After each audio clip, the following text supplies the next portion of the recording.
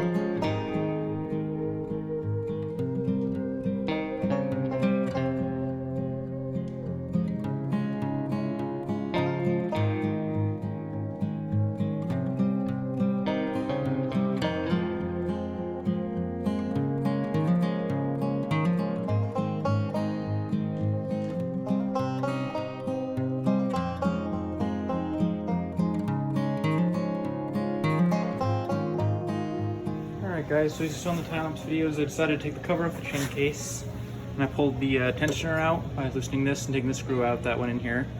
Pulled the chain off because this gear came off here. This gear is stuck good. So is the clutch, obviously, as I mentioned many times before. Now, I took the suspension out too. There's 4 bolts, and obviously there's a shaft in here that'll rotate sometimes, so you have to take them out evenly. Unfortunately, the shaft didn't break loose, which I guess was good for taking it apart, not good for just in general. And this one back here was a real pain because the bolt in there was really stuck. I put a pipe on the ratchet. Now here's the suspension that I pulled, and as you can see, it's a little shaking back and forth, and that's because the bolt here is right here, because this got broke off and slid down here, and that damaged, I believe, the slides, the plastic slides under there, caused this to get broken. You'll notice that this is tweaked here, the rubber is totally messed up on these. It's all dry rotted away. And then there's some other stuff that might be a little bent here and there, like this piece here I think is bent. Yeah, this is much worse condition than the other suspension I had, but I think it's possible to definitely restore it. The shafts are obviously stuck in here. They're not gonna rotate at all. And I gotta see if I can get all this to come apart. So I'll definitely devote a video to doing a full rebuild on this suspension. And as you probably know on my channel, I do have another suspension that was in better shape than this that got restored recently by me from the other snowmobile I have. It came out beautiful, so hopefully I can do the same with this. So, but unfortunately, I'm probably gonna have to do a lot off camera because it takes a long time to get these shafts to free up sometimes. But anyway, I'll get back to the snowmobile. I'm gonna pull the engine out off camera so I can get to stuff better, and I can rotate the snowmobile over and stuff. It's just gonna be a lot lighter. All right, so right here, as you can see, we have 3 nuts sticking out. That is because there's 3 carriage bolts there that each have a nut on them. Those have to be removed so I can remove that plate. There's a bearing in there, and the drive cogs shaft, the drive shaft in there, is connected there. So I have to do the same on the other side, but it's Phillips screws.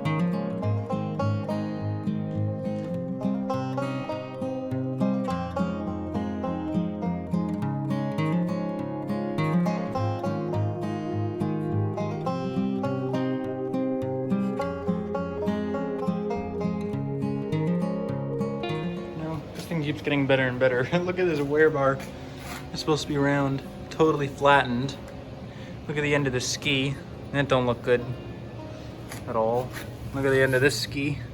That don't look good. This one doesn't have a wear bar. Just been rubbing on the bottom. There's our belly pan. Yeah, that don't look quite right. That's not good. Hopefully that can get bent back without it breaking. If not, I might have to weld some kind of plate on if it breaks. There's our base, or our track here, I mean. That's a cracked cleat there. This one's cracked. There's a couple more. Oh, that one's totally broke here. Again, these cleats sometimes go for like 10 bucks a piece, so this is gonna be expensive. There's a broken one there. I believe there's a couple broken ones up top. There's our drive cogs. As you can see, they're no good for sure. I knew they were no good. They're all breaking, falling apart. So we need to remove there's 3 screws here if it'll focus. Or it might not just focus. Let me walk around. Yeah, we got 3 screws in here. So I'm gonna try to remove those. They're Phillips. And then I might flip this in the other direction because this has a collar down here that needs to get removed with a set screw. So, alright. So the way the drive cogs are held in place on these snowmobiles is there is bearing on either side and one bearing has a collar on it. And since they're both loose, I tried to knock the collar and bearing through on the one side kind of, so I could work on it a little easier in this orientation. You can see it there.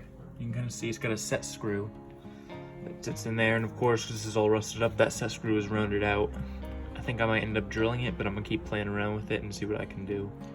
Well, after using various drill bits and chisels and pry tools, I've gotten the collar to somewhat split apart and separate from the bearing. Unfortunately, I did put a little dimple into that shaft, but it shouldn't have much of an effect if I just put the collar on in a different orientation in the new bearing.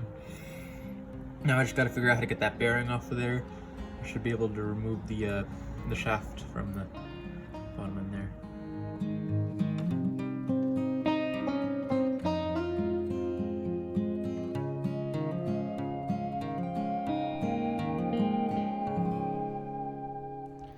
Well guys, a whole load of process was made. If you can see, the gear has been removed, it's over here, and the clutch has been removed finally. So there is a keyway on this shaft. I think the keyway was probably what was kind of holding it up. There's it was a spacer in the keyway. I had to get the keyway off even tapping because it was a little sticking off the end there. It still didn't come off when I got the clutch off. Ended up using this puller here, fit on there good with the nice flat edges there. And I got the bearing off this side now. Ended up having to get a very, very small draw puller that actually fit in, and it pulled it off. Fortunately, I did booger up, you can't really see from here, but it's got a square end in the shaft. I boogered that up pretty good, so it won't probably fit a speedometer cable anymore. But this doesn't have a speedometer, so it doesn't matter. I'm going to try to remove this brake thing now, and then I'll take the chain case off.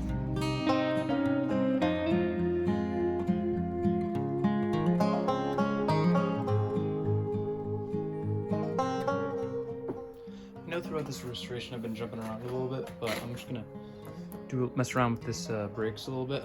Now I did an old strategy that usually works really good, as I couldn't get those screws to come loose for the screwdriver. I still haven't gotten this one loose obviously, but these two are now loose because I used the old school ratchet with a 1/4" socket with a screwdriver bit. It works like a charm for a lot of this stuff. So I'm sure there's got to be some kind of brake fluid left in this thing, so I'm gonna pop this cover off and take a look, and I can see what the gaskets and seals and everything look like. I mean, most likely they're gonna need to get replaced. Well, it'd be nice if like the hard to replace seals that you have to get the actual one for would be intact, and then the easier, cheaper one would be one that would need to get replaced.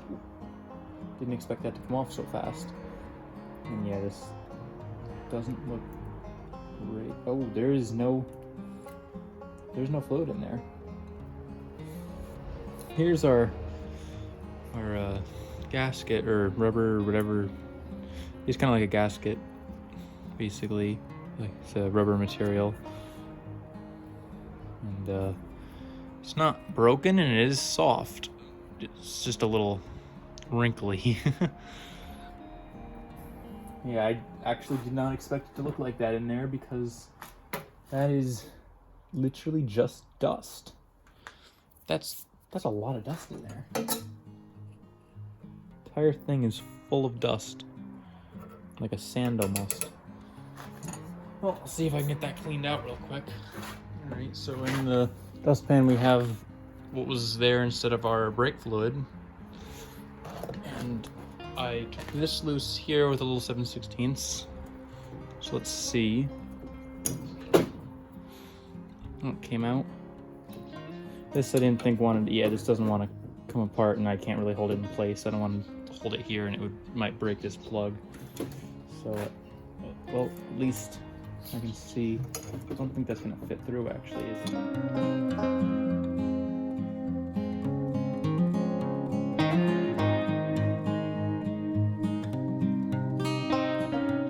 Well, this here is the other brass piece that was in the end here.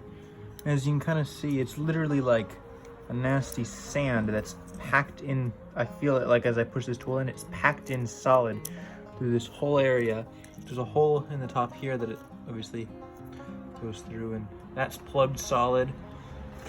And then this little piston here is totally seized in here.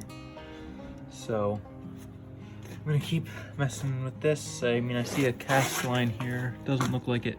Looks like it's. I doubt it comes apart, but yeah, I think it's put together, the seam. But I gotta look in the book and see how these work and how they come apart. If I can flush all this out or what I'm gonna have to do here.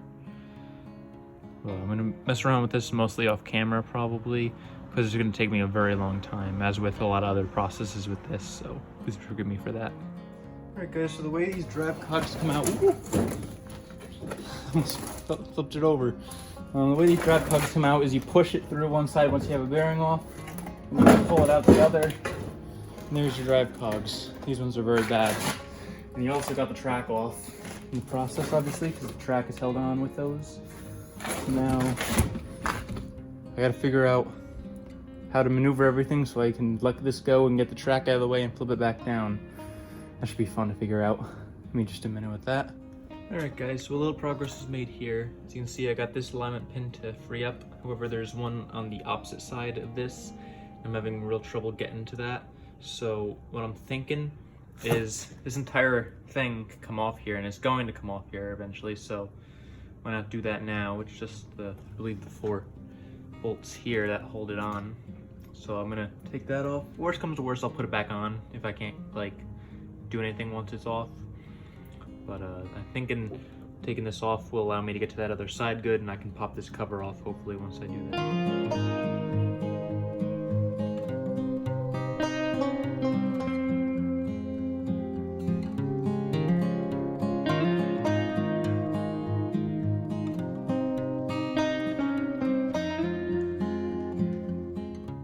String case is out. As you may notice, the time lapse was in 2 parts. That's because I took a chunk out of my thumb against the edge here. So I finished the other half with gloves on after getting a band-aid. I also took a little chunk out of this finger, but not too bad. Anyway, I got the whole thing out of here. It's carriage bolts to hold these on, so that's why I had to take a screwdriver and kind of hold them from sliding out. This one's locked in, but these ones all, you know, they wiggle out. This looks like some kind of adjustment piece here for like the orientation. I left it exactly the way it was. That hasn't been touched. It came out like that. And then we got the other side here. You can see what I was dealing with the brakes. There's the alignment pin that's still stuck. That's the one that's freed up. Now that I have this out, I can try to put it flat upside down on the bench and try to get that cover off. Alright, so that bearing there was really held up on this shaft. Finally got it off with the puller. So we got this top end off, or cover off here. That came off first by just doing a lot of prying. It took a lot of time, and then pulled the bearing off with the puller right here. And then this here fits with that keyway on the shaft there. So anyway, you can see here there's one of the brake pucks. It's set in position with this set screw.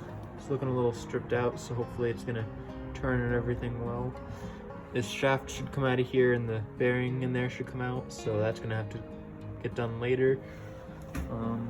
Back over to here, we have the brake cylinder, which we got the brake puck right there. And then here, there's a snap ring and washer that holds in the little piston that goes in there. So I'm gonna look what I got in the way of O-rings in there. So without further ado, I'll get that snap ring off and see what it looks like inside.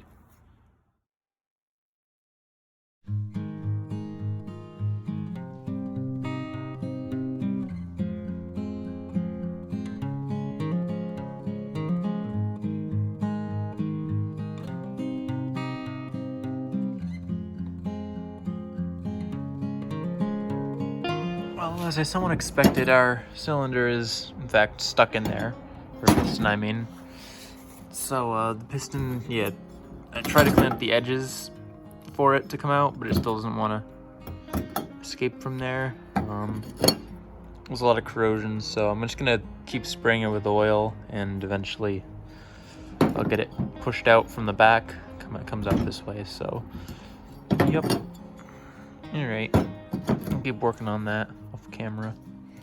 Hey guys, just a quick update to finish off this video. This is how I'm gonna leave the snowmobile at the end of this video now, because it's been totally torn down to the bare frame. There's nothing left on this thing that's actually attached. I pulled the bumper off and the shroud for the hood. That was pretty simple to do, just to screw through here with a nut. And these were riveted, so I just drilled the rivets out. Also pulled the snow flap off, which was just riveted on right here. So drilled those out. I still gotta knock them out. They're in there. Do that some other time. I pulled this piece here off. This was the clip that went right up there. You can really see how much rust was in there. Obviously they all broke right off because they were totally rusted out. So that's gonna need some patchwork. And yeah, so everything's been torn down. Still working on the brakes. Not quite able to get them apart. I might devote an entire video to brakes in the future. I'm gonna leave them where they are for the end of this video.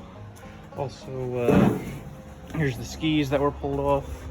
As I showed in the video before, one's missing a wear bar, the other one wear bar is pretty worn down. Spindles don't look real bent or anything. They're not terrible, but they're a little rusty, so I'll see if they can clean up. Also, I'll have a video of the suspension getting rebuilt in the near future, as I mentioned before. And yeah, there's not much left to do with the teardown now. I just have to start getting stuff ready to sandblast her down, get some paint and all that stuff. So I hope you enjoyed watching the teardown, and I hope you stick around to watch the rebuild when it comes time for that. Thank you guys.